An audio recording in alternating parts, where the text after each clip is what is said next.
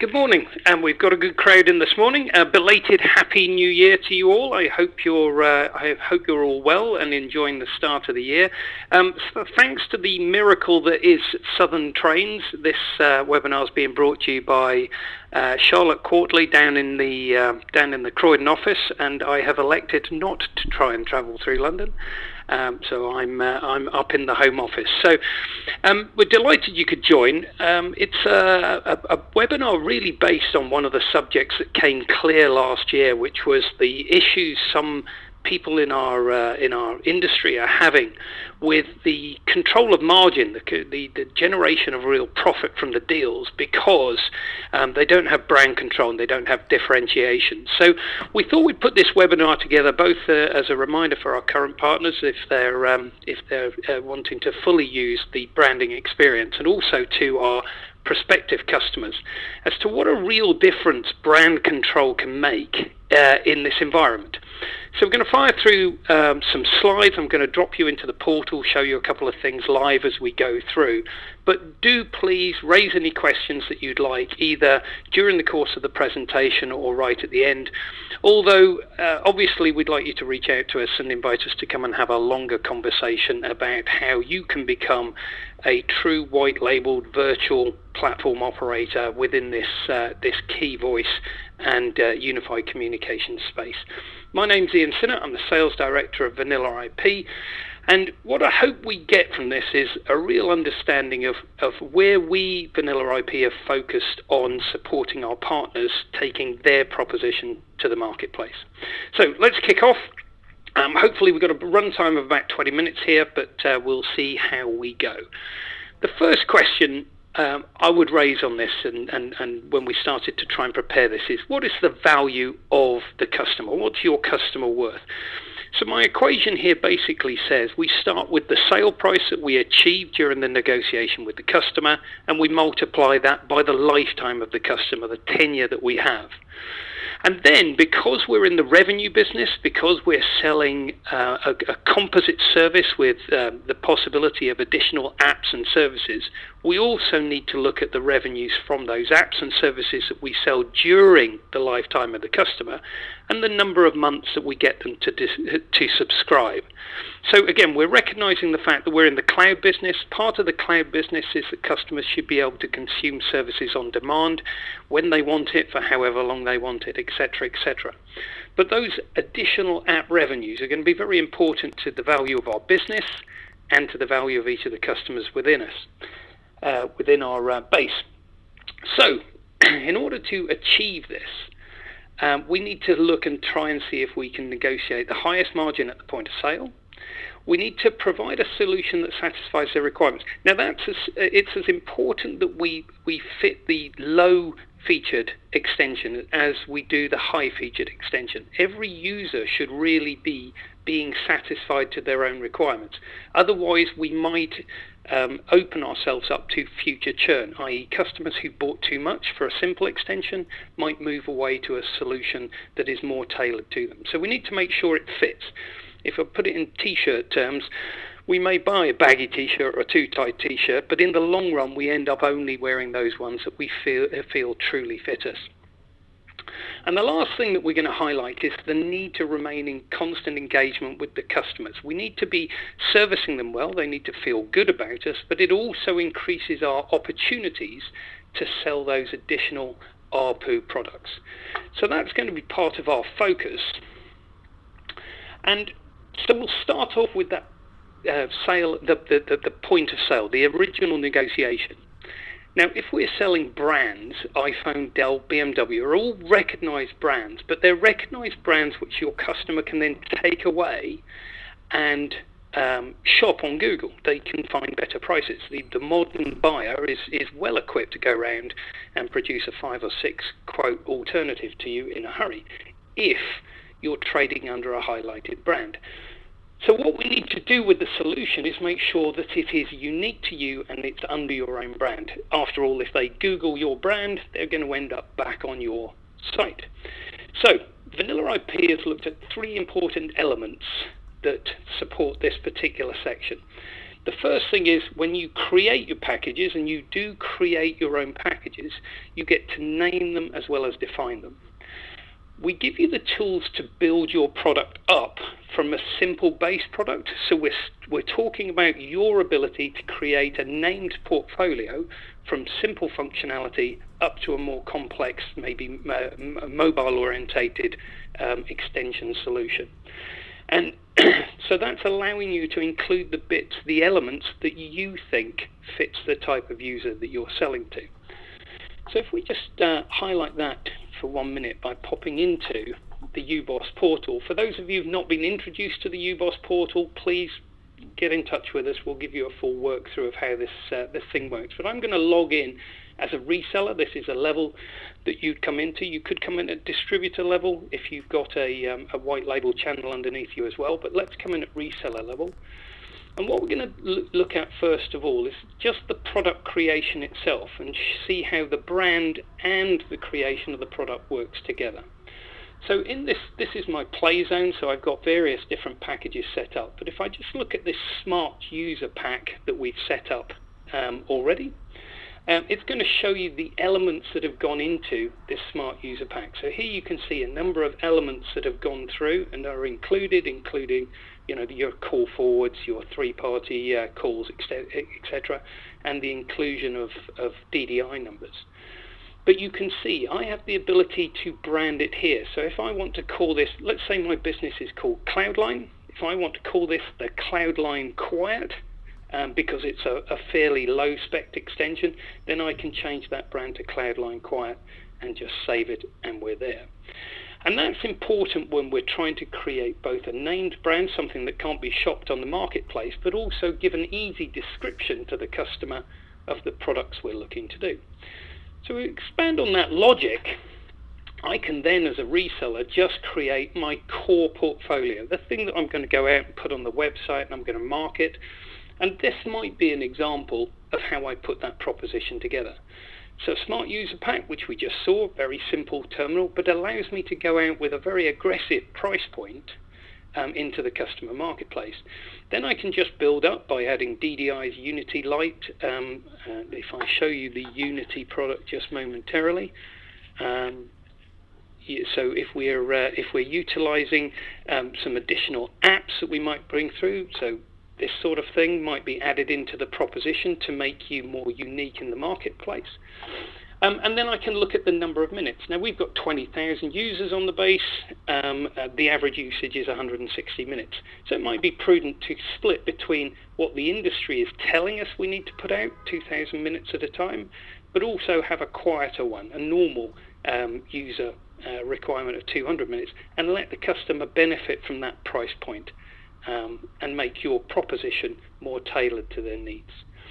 So you can see we can start to build up this portfolio, and by doing that, when your salespeople go to a pitch, you and they both know that not everybody in that organization needs a fully featured, mobile capable extension feature set. This is going to allow them to produce a very distinct, very bespoke, very well and aggressively priced quote without trading away this sort of 50% margin, this 100% markup maybe that we're targeting on when we try to go out and make our initial sale. Remember, the initial sale times the tenure that we get with the customer is going to equal the lifetime value of that particular subscriber. So that's dealing with the point of sale. We've got our unique product. We've got our ability to control our margin at the point of sale, and we've got our ability to defend against being Google searched. Let's have a look at the remaining visible. Because again, the brand is there when we start the relationship with the customer. We also need to make sure that the brand survives. So my question would be, what does it say on the top of your laptop? I'm looking at mine now, and mine says Dell. And it's the manufacturer trying to remind me who the supplier of my mobile computing power actually is. And if I turn the laptop on, I also get my operating system supplier reminding me every day exactly who I'm to thank for the operating system that I'm working on. So the key here is to try and remain as visible as possible to the customer so that the customer is more open to your marketing messages and the customer remembers constantly that you are the supplier of the telephony or the comms solution that we're promoting. And we do plenty in this area to try and support our reseller partners. So here's just a slide on here, and you'll have seen this slide when you entered the meeting, but we're talking about trying to place your brand in front of the customer at all times. VanillaIP brand is never presented to the customer space. And as you can see, if I bring back in here, here is one key part. This is a PC-based app. It's my call control. You can see I'm on a call to the conference bridge. I've got IM&P. I've got the ability to control, where my call forwards, if I'm busy, I've got access to that. I can control my call recording settings. I can set up easy conference calls, hold transfer, all that sort of thing. If you've not seen the Unity videos, jump on the website and have a look at them. But this allows me to control the fact, or to encourage the customer to be highly functional, but also to carry my brand on their screen every day, reminding them that I am a person that provided their call functionality.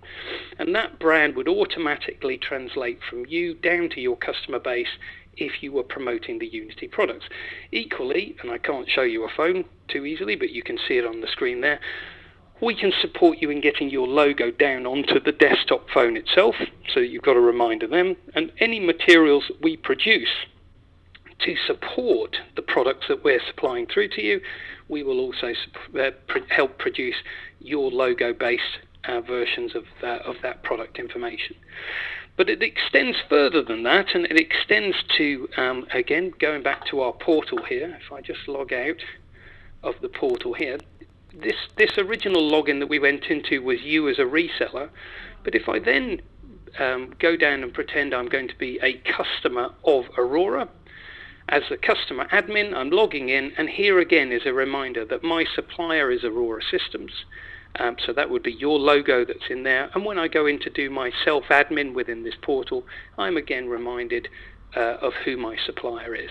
So we're talking about an entirely white-labeled experience for you at the point of sale. We're talking about extending that white-labeled experience all the way down through to the lifetime management of the customer. So if we extend that again into the process, we're beginning to introduce you to UBoss, which is, as all of you who've come to talk to us in the past will know, is a key area of our development. We've got 80 developers on this.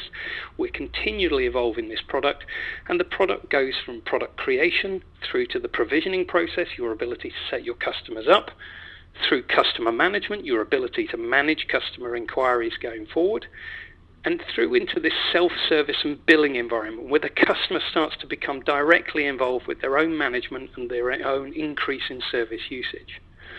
So within this environment, we're able to look at the invoices that are sent out to the customer for the cloud PBX services. Now, remember, that's under your name and your brand. You've then got connectivity, which can either be ours or can be any other supplier who you choose, but it can all be located through the UBoss portal. Equally, any other services that you're selling that have got CDRs, SDRs, or standard fixed charges that can be put through the portal. So again, this brand is going to be yours. The invoice that's going out is going to carry your brand, but also we have the facility to add to it some more informational stuff that can go through. So if I again swing back into the portal, we'll go back up to the reseller level, and we'll log in there.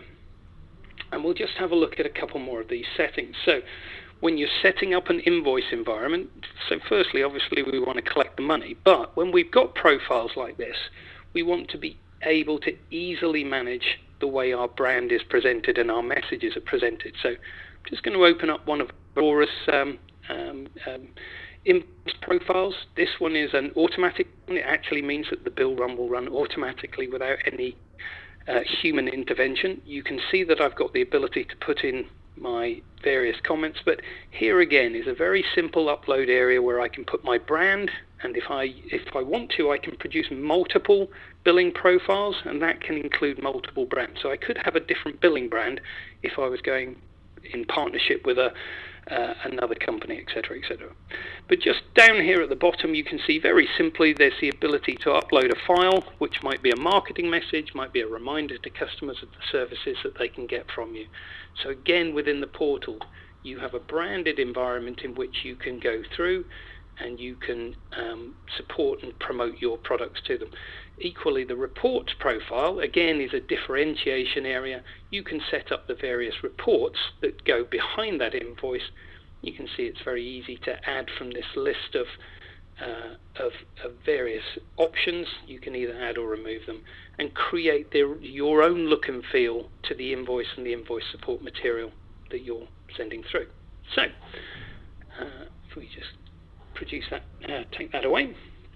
So we've gone through this. We're trying to create this environment where everything that you push out to the customer, everything that you place in front of the customer is carrying your brand. It's uniquely constructed to the way you want it to be.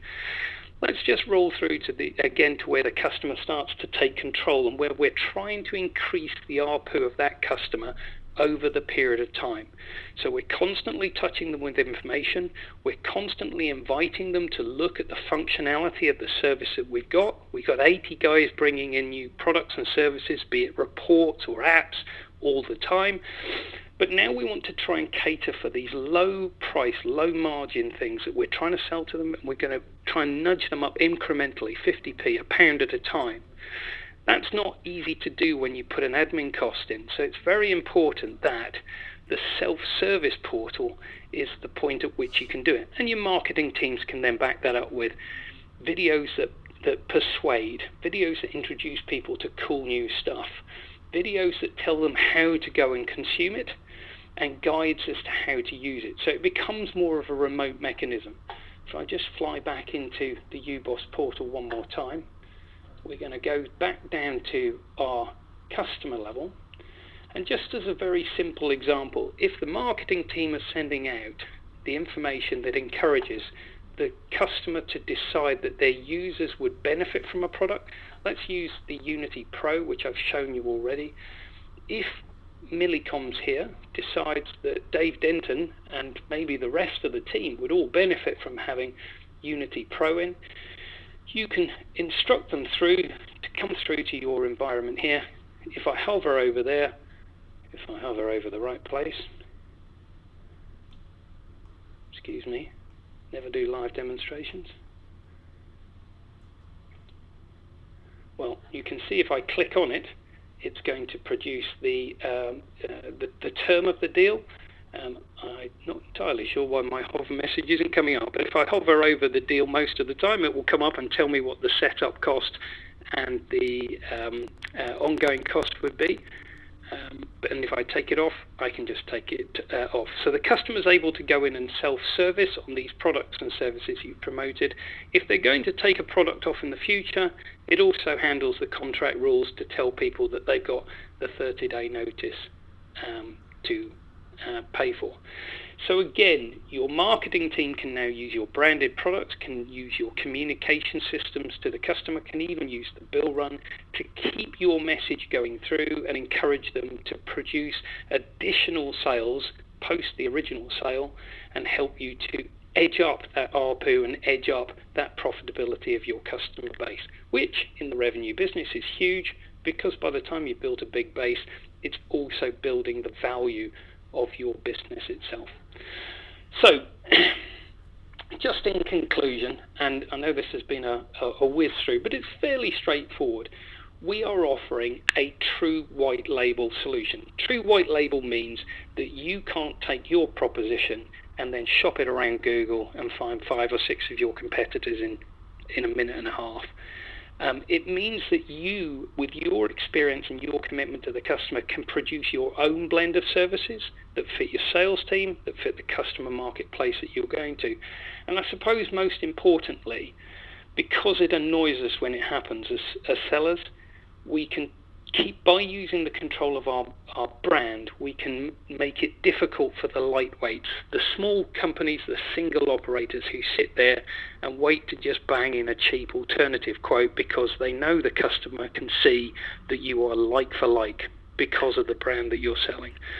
So by taking it into the brand control, you've effectively got that full-blown control of all of your products, all of your margins, all of your price points, and you can't come under easy challenge from the marketplace. Relatively simple, as long as you're able to deliver true white label, true wholesale proposition, which is what VanillaIP is all about. So we'd encourage all of you who are new, and it's great to see so many people who we haven't spoken to before. Thank you for joining us this morning. I hope that was interesting. It's a fairly simple way forward. It's business as usual for us at VanillaIP and for our partners. I'm being told on IM that we don't have any questions, so if you've got any questions, fire them in really quickly now. But otherwise, thank you for taking the time to join us. Have a fantastic rest of the week, and we look forward to seeing you as soon as you reach out to us on the details that are on the screen.